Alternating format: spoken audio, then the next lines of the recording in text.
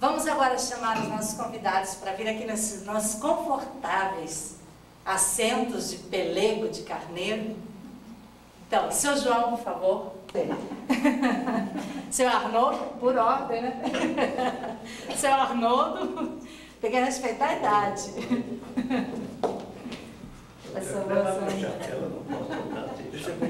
Pode ir, pode levar o chapéu, é ótimo. Seu Felipe, por favor. Vamos então uma salva de palmas para os três.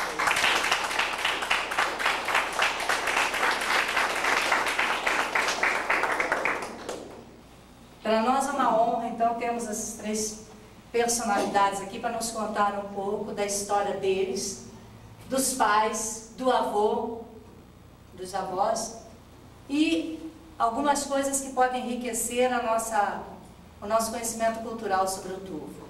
Aqui nós trouxemos uma curiosidade, ó. Esse órgão foi trazido da Suíça pelo senhor João Ulrich Riegli. João Ulrich Riegli. Faz parte do acervo do museu e nós, em homenagem a eles, trouxemos um pouco do avô para lembrar. O senhor Arnoldo também encontrou aqui algumas coisas na fazenda dele e que trouxe para doar para a Casa da Cultura também, viu, Rosicléia? Aqui depois vão descobrir se é um machado indígena, o que é, né? Uma massa e mais um nó de pinho com o galho, né, do pinheiro, que ele trouxe para doar para a Casa da Cultura, viu? Vai aumentar o acervo aí do museu. Muito obrigada. Professor Edivaldo, por favor.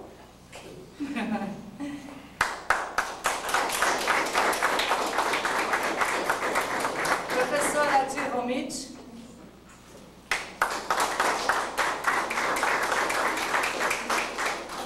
Eles vão nos auxiliar aqui nas perguntas que nós vamos fazer aos nossos três ilustres convidados. Nós temos o seu João Frederico Riegli, o senhor Arnoldo Riegli e Felipe Riegli. São filhos de Ernesto Arnoldo Riegli e Cristiana Horst Riegli. O senhor Ernesto Arnoldo nasceu em Curitiba e aqui chegou em 1920, vindo de Imbituva. O senhor João Ulrich Riegli e dona Rosa Riegli, avós deles, são naturais da Suíça e aqui chegaram juntamente com o filho Ernesto Arnoldo em 1920. Então temos muita história para ouvir. Por favor, seu João, o que o senhor gostaria de nos contar do seu pai, do seu avô? O senhor chegou a conhecer o seu avô? Eu devo contar que meu pai teve coragem de vir em Bituba, trazendo os velhinhos aqui nesse mato. Não era mato, tanto mato, mas Havia 5 casas aqui nessa região. 5 do casas? Rio para cá. Aham. Do Rio para lá tinha mais 2. E eram as casas que tinha. E os velhos tiveram coragem de trazer nós para cá. O senhor já nasceu aqui ou já? Não, eu nasci em Vituva. Nasceu em Vituva também. Em Vituva. O senhor veio pequenininho? Eu pequeno. E o seu avô, como é que era? Já que ele trouxe isso aqui, ele era músico? Era. Era? Era músico, professor, vendedor de livro. Era um homem ligado à cultura. E- É, extremamente ligado à arte e à cultura, né? Isso. E seus pais, no caso, seu pai, já era, ele era mais ligado à questão do trabalho, da agricultura, ou era também ligado à questão de... Não, papai era da lavoura dele. Era da lavoura Da mesmo? lavoura. Certo. E como é que era? Então tinha aqui só 5 casas no Turvo. E como é que conseguiram, como é que descobriram o Turvo? Pois eu não sei como é que foi, mas aí tinha um tio Paulo, era meio aventureiro, assim, ele não tinha muito medo de enfiar burro e enfrentar as picadas. E daí vieram dar uma sondagem e descobriram ali. E acharam que dava. Acharam que era terra boa, era bonito, o que era? Parece que acharam que era bom. Que era bom? Era bom. E o senhor acha que vocês fizeram um bom negócio? Não, eles fizeram negócio. Fizeram um bom negócio vindo para cá no Negócio. Turvo. Que bom. Isso. O que o senhor queria mais nos contar, assim, dessa vinda aí? Da sua infância? Eu era assim, meio, toda a vida meio acanhadão, né? Ah, quem é bom? Era bastante acanhado. E como é que tinha escola já aqui naquela época? Vocês estudaram? Tinha o quê? Escola? A tia Brida, mulher do seu Jorge, era nossa professora. Do seu Jorge Naivert? é. Isso. Uhum. Ela era nossa Ela era professora, era professora particular. É, E em casa dá aula É. para os senhores. Foi a primeira professora aqui no Turvo. Aham. Dona Frida Naivert. Dava aula particular. Isso mesmo. porque ela deu um pouco de lição também. E também. Em alemão? Em alemão. Ah, também. estudava alemão em casa também. E fala alemão até hoje? Acho que quase ninguém. Certo, meio comemos aquela Como é que é? parte da língua. Seu Felipe está falando. Aí então tinha aula também em alemão, beleza. E como é, dessa viagem dos seus avós da Suíça para o Brasil, o que poderiam nos contar? Tem algum fato marcante nessa viagem? Teve, né? A viagem de navio era demorada, morreu uma menina deles no mar, foi para dar boia para Deus, e trouxeram uma pontinha de dedo de um tupetinho de cabelo, está até hoje lá no Cantu. Até hoje fica na família. Um pedacinho do dedo e um cachinho do cabelo. Que foi a lembrança. Aí dá para ver que eles tiveram dificuldade, a viagem demorada. O senhor sabe mais ou menos em que ano que eles vieram para o Brasil? Não. Não. Só sabe o ano que vieram para cá. Não sei. E só morreu essa menina ou morreu mais gente da família na viagem? Na viagem morreu essa menina. Só essa menina. Só essa menina que ficou a lembrança ali. E, seu Arnoldo, a gente vai mexendo um pouco com os três, porque não precisa ficar hoje só num. Ficamos. Seu Arnoldo, dessa fase da infância dos senhores aí, o que o senhor lembra assim de interessante? O senhor, pelo jeito, era mais peralta, não é? Não era. Não? Não. Não? Os irmãos podiam contar a vantagem. Eles podem contar, senhor. Aí viviam livres, andavam a cavalo. Não, Zé, como diz, tratava porco assim, sorto no chiqueirão. Hoje eu estava falando lá em casa, aquele dia ainda falei, levar o porquinho no chiqueiro, onde tem cortina, aquelas coisas, tudo, e não vai.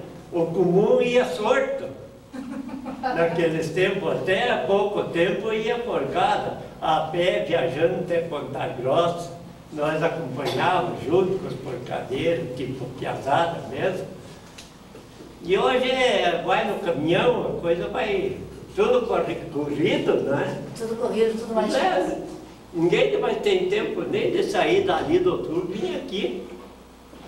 Ou não é? É verdade, é verdade. É verdade, sim.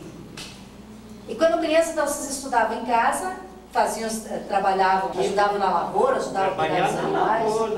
Trabalhavam na lavoura. Ficava a lenha. Ficar a lenha. Puxavam a água no bairro, hoje a água vem pelos canos.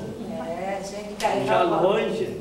Qual é a produção? Tinha aquele tipo cangaia para força, no ombro, 2 barcos, pendurados, fazendo por aquilo. E moravam ali mesmo, nas proximidades onde hoje continua morando São Felipe. Ali que foi a infância dos senhores, né? Foi ali que foi a infância. Ali e no resto do mato, né? Que tinha. Que ali tá tudo. E qual era a produção naquela época dos senhores? Né? Que era café, açúcar, cana de açúcar? Estou perguntando para saber. Que eu não sou daqui e queria aprender. Não, nossa lida maior era o negócio da roça. Não, mas dentro da roça se plantava cana, não, milho. Ah, milho. Feijão. Milho, feijão. Café não dava aqui, né? É só no norte, né? Acho que não, porque muito frio. Então é mais grão. Mais semente.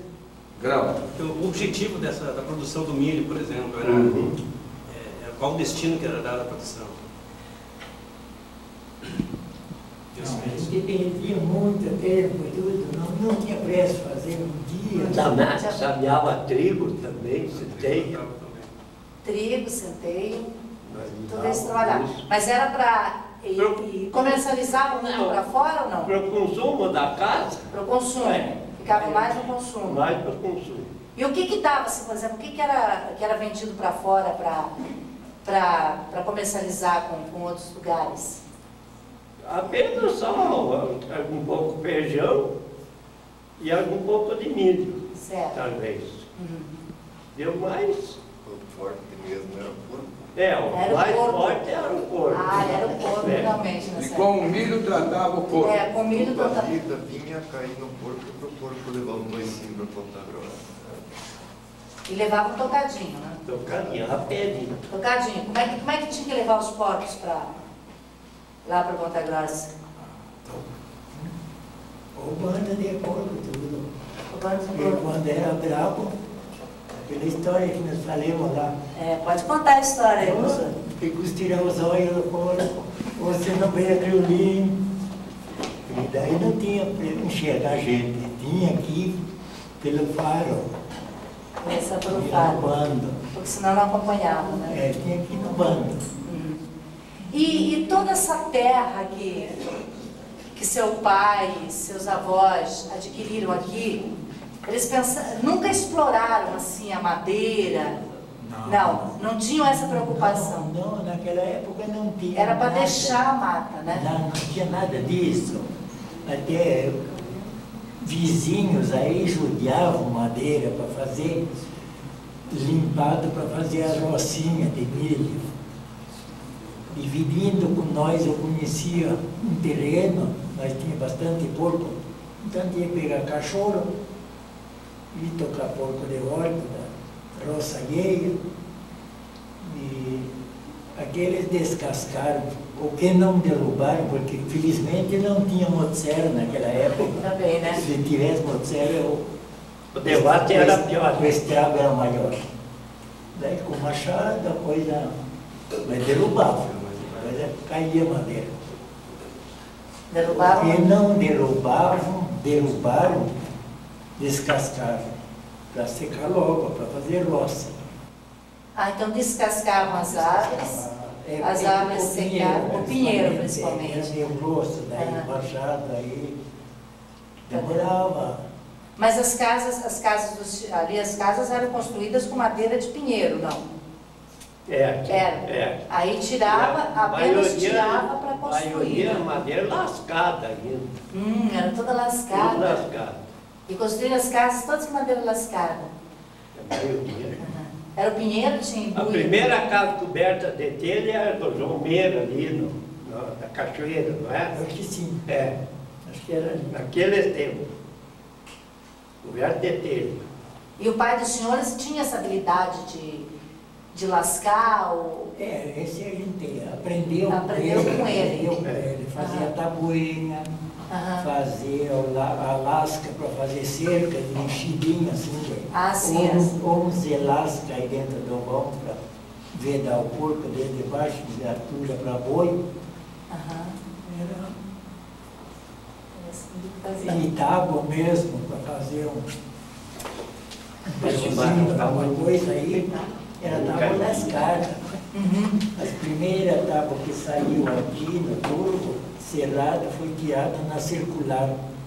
Foi feito plancha, lascada e depois Tirado na circular. passado na circular. Como é que faziam essas lascas? Eu tenho curiosidade de saber. Também para dar achado A pinheiro gente na tora. achava um pinheiro reto, que fosse nada, não muito. E daí botava ali cunha na cabeceira da tora Ah. e tinha que sair lá na borda. E tudo ia batendo com o machado ali até sair. Machado e marreta. Aham. Até sair a tábua. Mais de pau, Até sair a pela plancha. madeira, cortavam mais um forte assim, furava com contrário, punha um cabo, aquele era a marreta para bater. Para bater na Na cunha cabeça das cunhas. das cunhas. Porque mareta de ferro para machado daí não era muito vantagem. Mas usava-se o prego ou era encaixada essa madeira Não, das usava casas? daí prego. Usava prego. É. Usava prego. Seu Felipe é dos mais novos. O que o senhor lembra ainda dessa parte da madeira? Lembra? Até tem os ferros de tirar tábua e tabuinha, eu tenho guardado lá 2. O senhor conservou. Esses estão guardados. E está guardado também a serra de desdobrar. Eu ergui a madeira aí. No estaleiro, E daí serrar um em cima da madeira lá e embaixo. Uma serra que tem só o fio só de um jeito. Só cortava assim. Era aquela que duas pessoas puxavam, uma puxava no lado do outro, não? não, isso já era Já era. outra. De cima para baixo. Ah, de cima para baixo. Para desdobrar, para fazer as vigas. Ah, fazer as vigas da madeira. O senhor está chegado com o monte de serra ainda da serraria, né? Esse é o trabalho manual, você está chegado com o monte de serra, A né? serra já não era parelha na largura. Na serra Uma ainda parte está era cortado. estreita, a outra parte era larga. Ah, sim. Com a serra dava diferença. Então dava render mais rendimento. Aham. Quer dizer que a serra, então, e quando era lascada, ele ia direto. O lascar era melhor do que serrar com a serra. Era, seu Felipe? Não, do Não jeito entendi, melhor. não entendi como é que foi. Não, porque, por exemplo, ele disse que com a serra, às vezes, não ficava a tábua direitinha. Ela ficava... Era mais difícil de controlar a largura, a espessura da tábua. Mais difícil de partir, não lascava. Mais difícil. Daí era mais difícil de controlar um pouco. Ah, sim. Exatamente. E o que tinha nessas mapas aí do turvo quando os senhores chegam, né? Os pais, os senhores e tal, chegaram? Tinha muita caça, tinha animal selvagem, o que tinha? Caça tinha bastante. Quais eram os animais que se encontravam aí? Tinha porco do mato, tinha tateto, tinha o veado pardo, Tinha anta, caputa, Anta tinha também. e animais... Tigre. Tinha tigre mesmo? Era tigre ou... já revisto tudo naquela décima. Fazendo aquele cara. Tem uma história de um tigre, que até tem uma décima que foi escrita pelo Sr. Júlio Karpinski. O Sr. Júlio Karpinski foi um dos primeiros comerciantes do turbo.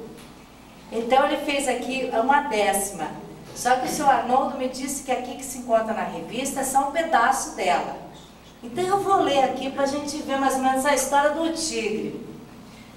Na fazenda do seu Ernesto, um tigre um dia acampou. O povo ficou espantado com a chegada do Pintado, que andava no campo vasto, apenas cheirando, deixando rastro. Cachorro que o seguia não encontrava o danado. E quando encontrava, voltava arrepiado. Seu Ernesto andava sem sorte, pois a seus porquinhos o tigre dava morte. Mas no dia 10 de janeiro, o Pintado foi sem sorte. Encontraram o bicho numa árvore trepado e deram a sentença de morte. Foram 4 tiros certeiros, 2 bem no coração. O Pintado caiu frio no chão. Seu Ernesto fez a festa e soltaram até rojão. Para mim não foi um bom negócio, pois passei a vender menos sabão. Depois do couro tirado, o bicho ficou em exposição e a carne para fazer distribuição. O Giló, que ali estava, tomou-lhe um paletão para fazer um guisadão. Esta 10ª é uma lembrança do fato que aconteceu. Pergunte a seu Ernesto quantos porcos ele comeu. Hoje, com a notícia que outro bicho apareceu, desconfiou que seja o espírito daquele que já morreu. Sem mais, termino esta, saudando o seu Ernesto e o irmão João, que foram os vitoriosos na matança do bichão.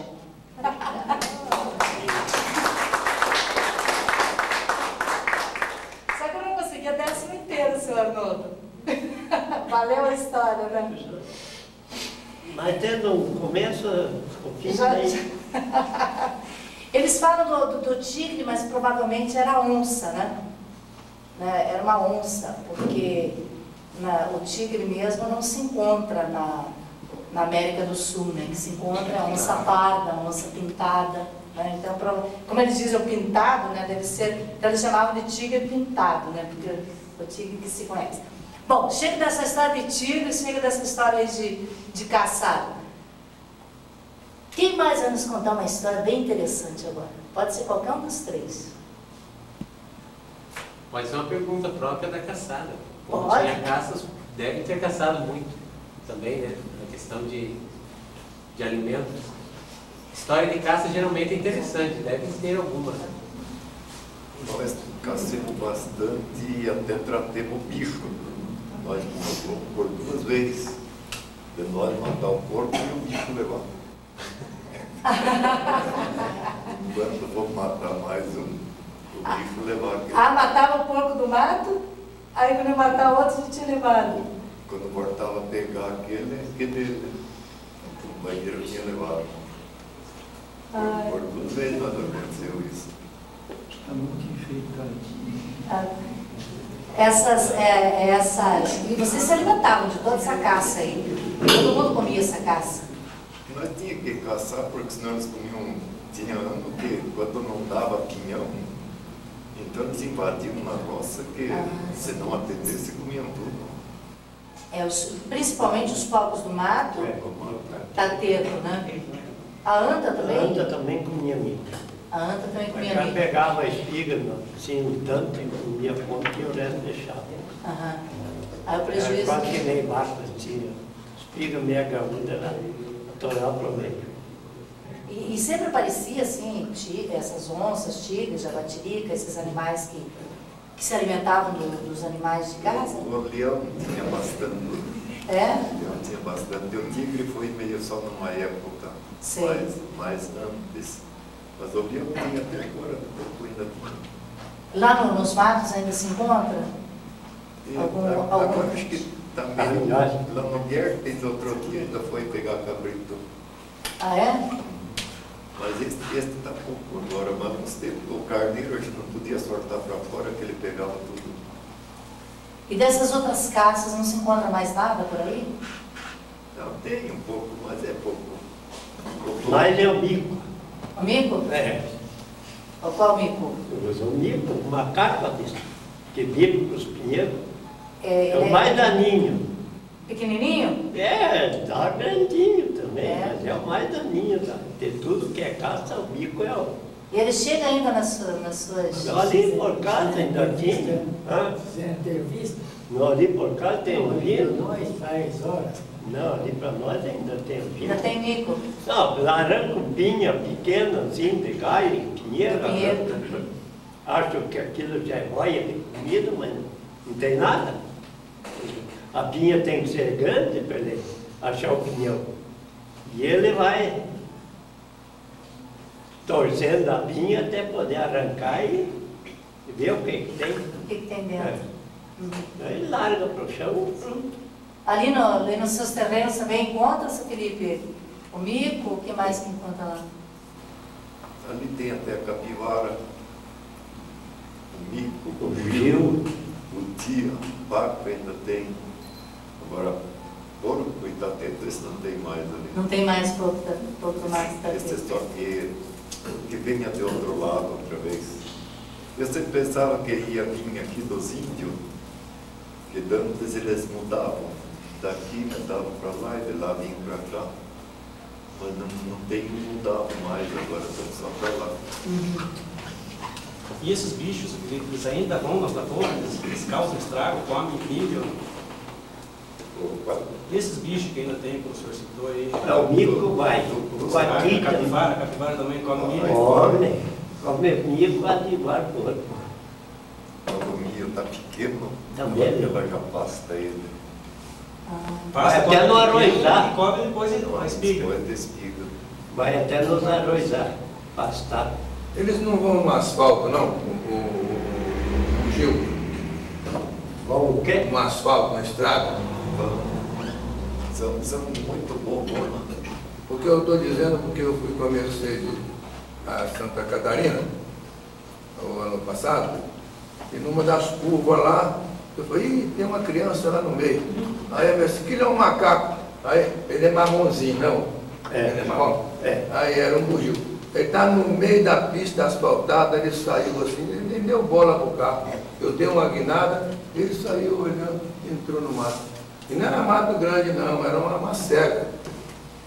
Por isso que eu pergunto se ele não... Acho que ele sai para procurar alimento, não?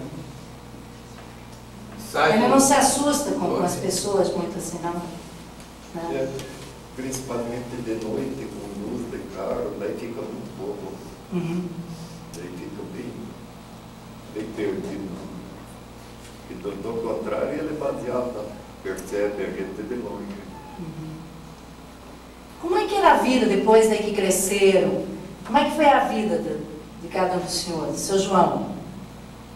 O senhor cresceu, casou, constituiu família, continuou na mesma lida também? Na mesma ali. É. Teve muitos filhos? Treinando mesmo serviço. Bom, hoje tem 2 filhos, estão lá em Mituva, eles estão fazendo mais lavoura, mais grande agora para vender. Já trabalham com máquinas, né? Ela trabalha com máquina. Aqui, os senhores ainda não trabalham com máquinas. O que usam? Ou tem máquinas, tem trator? Hoje já tem. Hoje já tem, né? Hoje já tem. Mas trabalhavam antes era com arado? Como é que é? Tratorzinho com grade, o pé de pato para puxar a terra. Mas antes era só no arado. Antes no arado, senão na foice. Na só. foice. Foi esse fogo. Fogo. Fogo, sempre teve o fogo. É. E acontecia do fogo, assim, quando se colocavam fogo, de repente fugir ao controle e provocar esses incêndios que a gente vê por aí? Aí a gente tinha que escolher até a hora de chegar fogo. Chegar fogo muito fora da hora não dava, por causa do vento, o calor, o dia muito comprido. Então ia de bem de tarde, quando estava tudo mais calmo. Aí arrodeavam uma porção de homens, uns por cá, outros por lá, e às vezes ainda escapava. E daí quando escapava era um... Aí, se ele pudesse acudir, reunia os companheiros, às vezes no outro dia, e tinha que bater, puxar água, e fazer, acarmar aquilo. Hoje em dia continua ainda fazendo. Conforme a roça, Ainda faz a queimada. já vai. Ô, senhor Arnoldo, eu estou interessado esses programas, tá? Eu sou do Espírito Santo. Casei com uma moça do Turvo. Hoje eu sou meio Turvo, meio capixaba. Então, nesses programas eu tenho observado uma coisa interessante. É o seguinte, o motivo porque uma grande maioria de pessoas que vive hoje no Turvo, desde aquela época antiga, veio de Imbituba. Imbituba não presta, não? Porque todo mundo sai de lá, vem para o Turvo, porque o Turvo que é bom. O senhor Gabriel Pilates saiu de Imbituba, os ricos saem de Imbituba, outros. Mas a Mercedes estão intrigados por isso. Por que eles vieram, subiram a Serra da Esperança, largaram aquele troço da bacana e vieram para o Turvo? Sinal que o Turvo é muito bom, não é? Era bom, mas... Ou a terra daqui era melhor do que a de Imbituba? Qual era a tendência do povo? Qual a tendência do povo de largar Ir mais para o mato do que ficar mais nos limpos, será que não? Ah, sim, porque lá já era uma cidade, né? Talvez Lá já era uma isso. cidade. E eu conheço a cidade de Imbituba, é muito bonita, uma cidade. É uma cidade antiga. Quer dizer que o pessoal queria mato. Disseram que queriam mais mato. É porque o terreno aqui era mais barato, né? Talvez O também. governo dava terra também, não dava? Lá no norte do Paraná tem uns parentes meus lá que receberam do Lupião. Então, Não, aqui foi o Faxinal dos Rodrigues, não é? Aí foi adquirido, né? Não tinha distribuição de terra, não, né? Não requeria terra. Não, Já comprava. Já comprava. Não era o sistema de requerer, era comprado. E nunca pensaram em sair do Turvo? Pensaram? Eu acho que não. Não? Seu Arnoldo? Pois, eu me lembro antes dos velhos repartir a herança para os filhos, a falecida mãe tinha vontade, então, vender. O papai queria vender. E ela não, ela sempre dizia, mas lá em tal parte também tem que ter toco e espinho. Então, fiquemos por aí mesmo. Lá tinha e aqui também, então, ficam por aí mesmo. mas ficaram felizes ou sofrendo? Não, é como eu digo, bem divertido. Uma hora sofrendo, outra hora regalando. Regalando. Um dia não. Seu Felipe pensou alguma vez em sair do Turvo? Saiu um pouquinho. Saiu? Uma época, ajeitou-se um negócio ali no Palmeirinho. E daí papai comprou, nós compramos e ele escriturou, eu e o Gustavo. E daí eu enfrentei lá até arrumar, fazer dólar, daí o Gustavo casou-se. E aqui o falecido Henrique estava sofrendo um pouco com os velhos, meio já cansado bastante. E a lida lá para cima, longe, na roça. Daí quando o Gustavo casou, eu voltei para trás para ajudar a cuidar dos velhos. Daí papai logo viajou. Dali 8 meses, daí foi o Henrique. E eu daí não pude mais, nem que eu quisesse sair, não pude mais sair. E daí ficou minha mãe ali. Dona Cristina. Depois que mamãe foi, para mim fugir da Leonora ali com as crianças que estavam pequenas ainda também, era um problema que eu não podia deixar de ficar ajudando ali. E daí fiquei até hoje. Mas você acha que foi bom ter ficado? Como? Foi bom ter ficado, foi bom, né? O senhor conserva quase toda aquela mata ainda, procura conservar. Quer dizer, o nosso patrimônio. Estou ali, estou cuidando do que é meu. Certo. Ajuda a atender ali um pouco e atendo o que é meu. E na juventude dos senhores, tinha festa, tinha... Como é que era a vida? Passeavam? Como é que eram os namoros? Era só na igreja? Como é que era a vida assim? A festa maior era assim, de fim de ano, os piqueniques, daí festa do Natal, e daí no outro dia um dia inteiro de brincadeira no gramado. E almoçar no gramado. Era o maior divertimento era esse, e o mais era sofrer. Senhor Arnoldo? Sofrer e regalar. Sofrer e regalar também. E como é que foi? Conheceram as esposas nessas próprias convivências ali, seu Arnoldo e seu João? Já eram amigos de família, as esposas dos senhores? Não, tinha.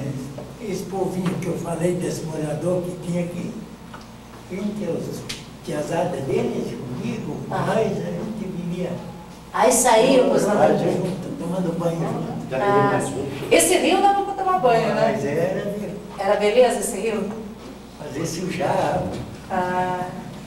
Ele diminuiu agora? É. O rio diminuiu? Diminuiu.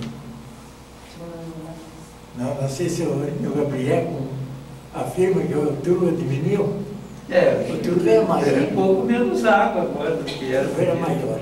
Da primeira, quando passava ali pelo rio, tinha o val que nós dizia, né? Ele às vezes não dava nem passagem, porque enchia.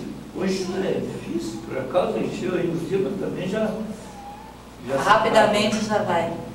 É porque os senhores moravam ali perto, né? Então o divertimento era ir ali para o rio. Eu tive o conhecimento, há uns dias atrás, um assunto muito interessante relacionado aos senhores da família rica. Na minha terra, no Espírito Santo, tem uma família chamada Moulin, descendente de francês que vieram da Suíça. E eles, anualmente, esses Moulins fazem uma festa maravilhosa, vem gente da França, vem gente de tudo quanto é lugar, tudo Moulin, para confraternizar. Eu soube que os ricos fazem isso. Interessante. Reúne a família, tempos em tempos, para festa, os de fora, mesmo da Suíça vem, o pessoal de tudo é lugar. Isso é interessante, eu acho maravilhoso. Só tem que cumprimentar. Agora, eu queria saber se... Faz essa reunião da família Higley, do Brasil inteiro, por exemplo, faz essa reunião de vez em quando? Não foi feito ainda. Ainda não foi. Estão preparando para fazer. Vai ser este ano que entra. Esse ano que entra, ano 2000, né? Vai dar uma. Vamos ver o que vai passar no ano Lá em 2000. Carambeí. Aí vai ser feito lá Em Carambeí. em Carambeí. Carambeí que também existem parentes, né? Como é que foi? O turvo foi crescendo? Como é que os senhores viram tudo isso? Foi crescendo, não foi. Foi interessante para os senhores, não foi? Para viagem, para toda parte, gente nova, para lá, para cá, repetinho. Parentesca. Daí veio o Schneider, vieram também de Pitu, os Weber também são. É como ele disse, será que o turno era melhor do que o Pitu? Será que era? Então eu falei isso para provocar, para mexer. Vieram tudo. Gostei de Pitu. E vieram para os matos de Turo. As matas de turvo, né? Gente de Turo. Lá já não tinha mais muita terra também, né? Provavelmente, né? Mas estão voltando para lá, os deles estão voltando. Estão voltando? Pois é, os deles Estão fazendo caminho de voltaram. volta? Não, Olha. os deles voltaram para lá, tem 2 filhos e uma filha ali perto, de Mitu. O sinal é que não é muito ruim. Não deve ser, né? Não, eu disse que precisavam fazer uma confraternização, são cidades irmãs, né? Em Bituva tinha que haver uma programação até em que Turvo e Bituva ficasse mais próximo, trocar até comercialmente, de repente, né? Porque foram tantas as pessoas que vieram de lá para formar o Turvo e para fazer isso aí. O que vocês acharam assim, de interessante quando, por exemplo, começou o Turvo a crescer, começou a vir muita gente? Acharam que isso era positivo ou acharam que isso era ruim? Eu não acreditava que ia à frente. Não acreditava. Eu não acreditava. Quando começaram a querer fazer o município do Turvo, eu não acreditava. Hoje tenho que acreditar que foi. E foi bom. Facilitou a vida dos senhores. Eu tinha do lado de mamãe, daí ali no Rio Bonito. Eu tinha o Cristiano ali, o pai do Bíblia.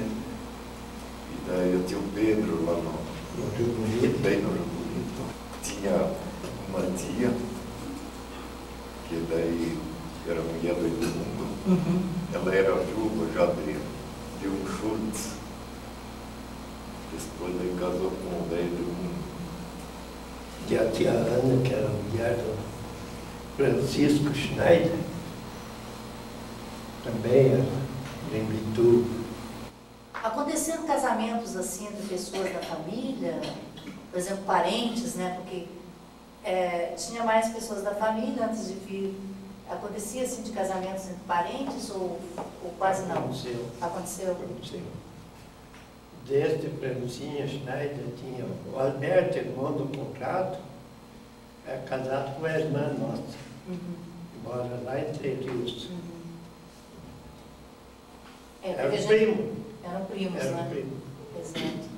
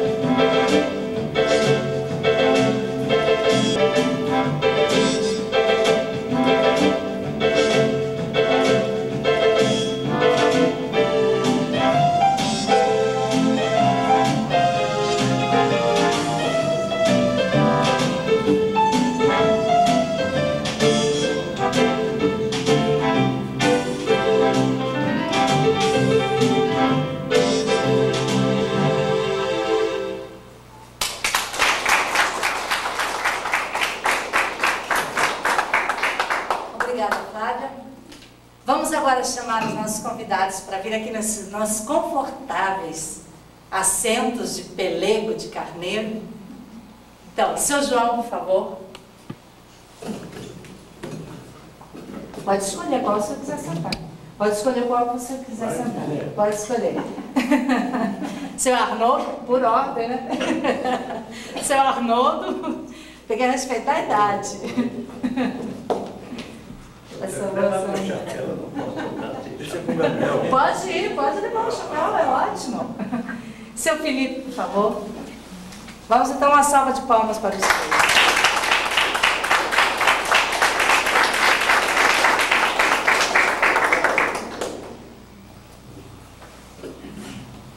Para nós é uma honra, então, termos essas três personalidades aqui para nos contar um pouco da história deles, dos pais, do avô, dos avós.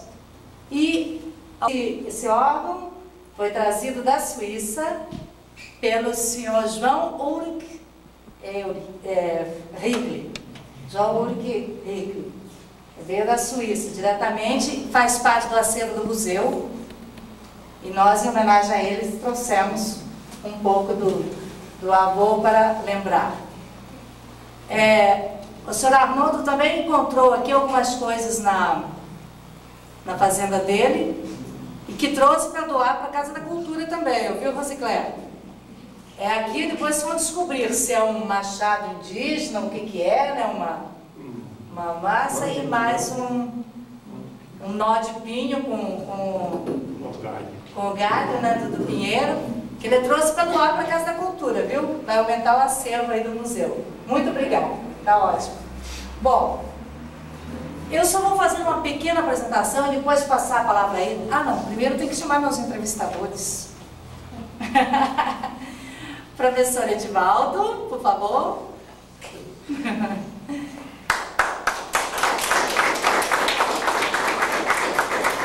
Professor Adir Romit.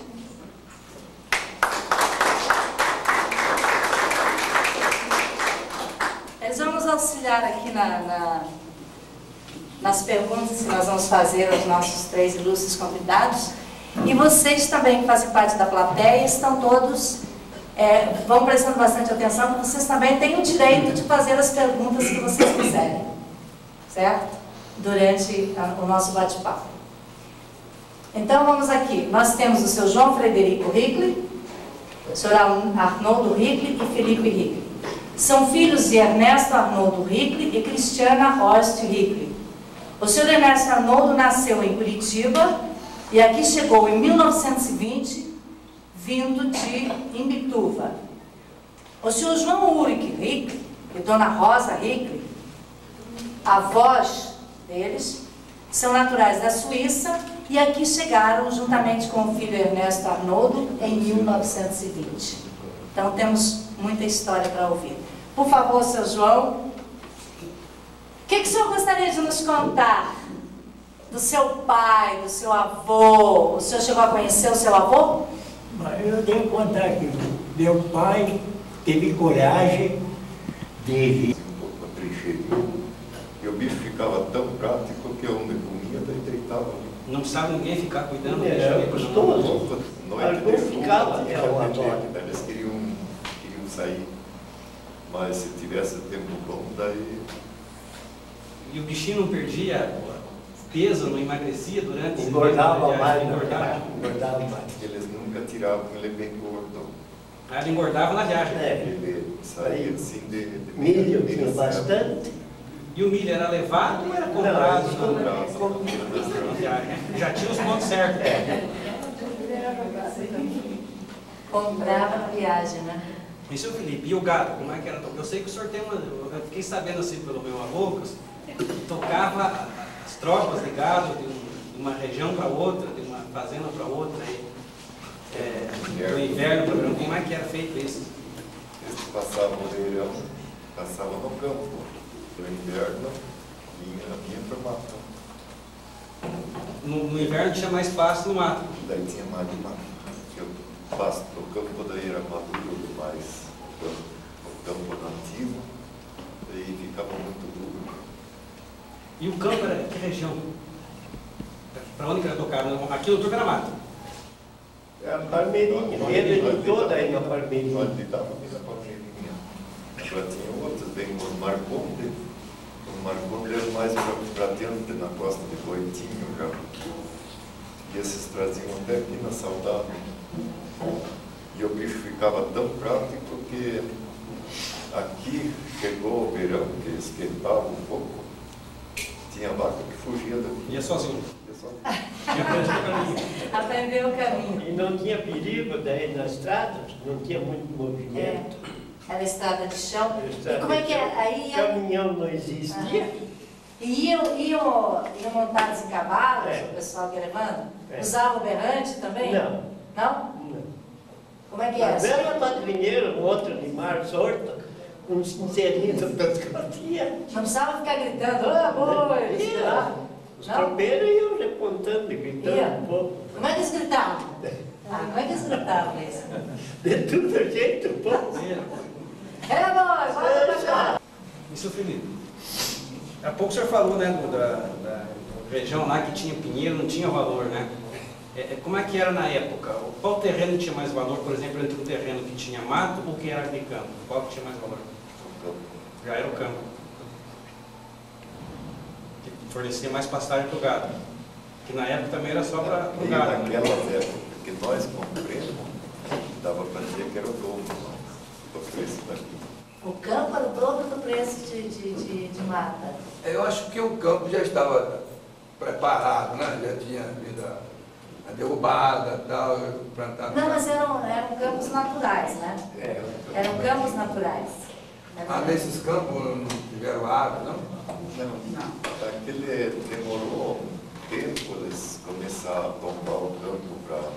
Foi quando veio os alemães, que veio essa alemãozada aqui da colônia, daí que começou a derriçar o campo, virar em lavoura. Porque senão era só gado. Daí. Porque a vegetação que tinha no campo era uma vegetação pequena, né? Árvores pequenas, né? Tem os capão. No campo tinha os capões de mato, que até tinha pinheiro urbano dentro. Mas a maioria só campo limpo. A gente encontra ainda algumas áreas de campos naturais sem ter sido mexidas hoje, como na região de Palmas. Palmas, Campoerê e Guarapuava era a região onde foram as primeiras explorações, né? E muitas dessas áreas, elas estão hoje como eram.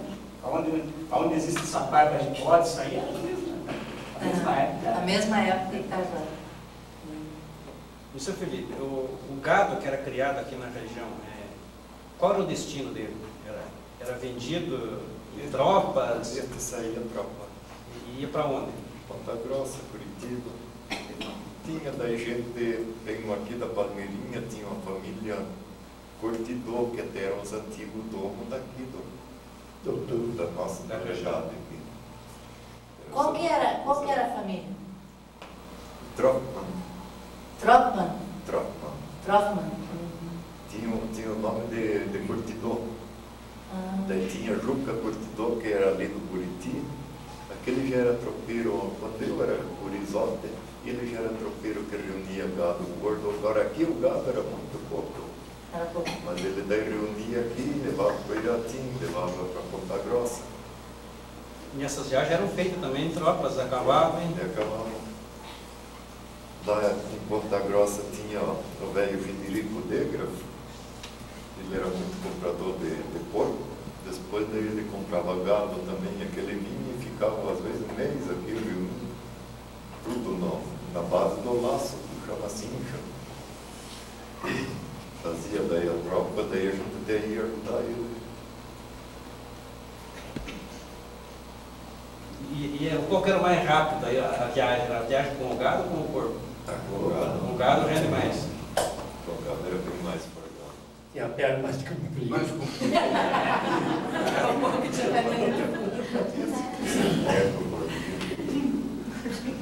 E o sistema também era esse, você parava, pernoitava, e tratava, o bicho pastava, daí não tinha milho pro gado. Daí eles pastavam, a gente encostava num potreiro, ou se não tivesse potreiro, ou se tivesse um pasto bom. E cesteava bem, cesteava, depois voltava outra vez. E esse Degraf, esse daí, uma vez que eu fui com ele, daí, dando uma bocada, tivemos que pegar o boi tudo por uma mangueira lá, pegava lá para apanhar um engordazinho, cestinho, tudo em cima. Para eles não pegarem o pasto daqueles tampos do morro, porque tinha um pasto que levava o bicho. Era veneno. Veneno. Matava esse bicho pastava. Matava. Então todos eles tinham que ter uma... Todos eles engornar e a rotação não pastar. Se era 20 cabeças, era 20 cestos. Era mais a mais. O cestinho deles apoiando.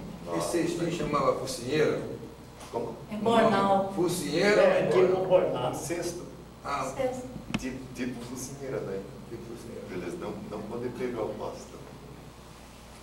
E os senhores também viajavam, às vezes, nessas tropas? Não, né? Só os tropeiros. Não, só os tropeiros. Às vezes a gente ia junto até o Arthur, agora esse foi até Ponta Grossa com eles.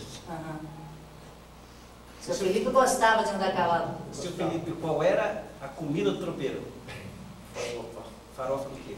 De carne. Farofa de Carne seca, Carne junto, seca, charque. farinha seca, Daí, cafezinho. charque, daí aquele era posto no espeto, primeiro lavado bem na água fria, posto no espeto, esquentado no alemão. Era almoço. E para dormir aquela história que a gente trouxe, uma estenda, os pelegos, E o travesseiro era o arreio, o arreio não. e a capa servia da colchada, Quando estava de chuva, se tinha que... invertia.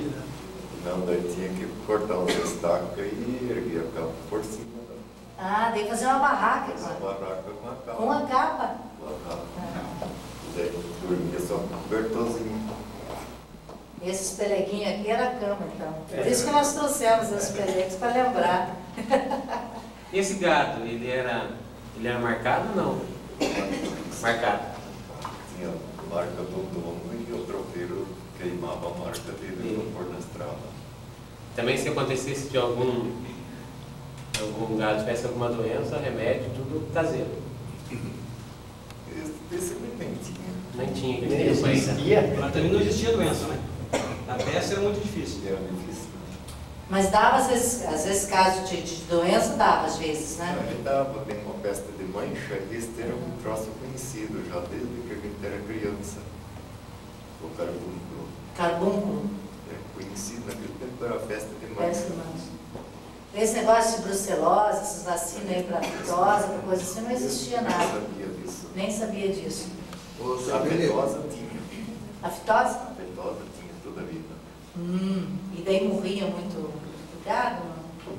Principalmente o bom. Terneiro bom, aí mamando, é muito perigoso morrer. Agora o leite, por exemplo, é só para consumo da família. É, aquele- Vendia para o vizinho, às vezes, fazer queijo, fazer manteiga. queijo, Porque naquela época não tinha. não tinha consumo. ô, seu Felipe, o senhor disse que esse gado, às vezes o comprador era Ponta Grossa, vamos analisar Ponta Grossa, que vendia, comprava pouco, comprava boi, né? Aí, quando vocês não iam, ia só Tropeiro. os tropeiros. Como é que recebia o dinheiro lá? Como é que era a transação comercial? Para levar. Para vender, ia vender, então vender tinha que receber. O tropeiro comprava. O tropeiro que vendia lá. recebia e dava para vocês. Ele vinha preparado para comprar. Ah, ele Comprava comprava e e pagava. Ele comprava e pagava. Ah, ele comprava aqui, vocês não levavam para vender lá, não. Não, ele vinha comprar. Vinha comprar. Comprava e pagava e daí Pagava no dinheiro. não dinheiro. É, porque não Botava dava. ali. Cheque naquele tempo Não ninguém falava. Não existia. Existia o banco. Essa Eu época. entendi que esses tropeiros fossem empregados de vocês que levavam para o comprador. Não. Você vê que hoje em dia a economia está com esse problema ainda do atravessador. São esses tropeiros. Atravessador é o homem que procura comprar e depois vender. No final, essa mercadoria sai muito mais cara para quem consome nas grandes cidades. Então, é o tal nome atravessador.